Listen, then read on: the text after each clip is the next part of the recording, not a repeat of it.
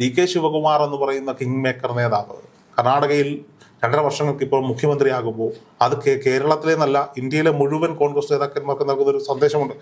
തന്റെ കഴിവുകൊണ്ട് തന്റെ തന്നോടൊപ്പം നിൽക്കുന്ന പ്രസ്ഥാനത്തിന് വേണ്ടി അദ്ദേഹം ചെയ്ത പ്രവർത്തനങ്ങൾ കൊണ്ട് DK ശിവകുമാർ BJP-യിൽ പോയിരുന്നെങ്കിൽ അങ്ങനെ ഒരു നീക്കം ഇടയ്ക്ക് വെച്ച് നടന്നത് എന്തൊക്കെ സ്ഥാനങ്ങളിൽ അദ്ദേഹത്തിന് എത്താമായിരുന്നു. DK ശിവകുമാർ എന്ന് പറയുന്ന പവർഫുൾ കിങ് മേക്കർ, അങ്ങനെയാണ് അദ്ദേഹത്തെ വിളിക്കുന്നത്. ഇന്ത്യൻ രാഷ്ട്രീയത്തിലെ പവർഫുൾ കിങ് മേക്കറാണ്.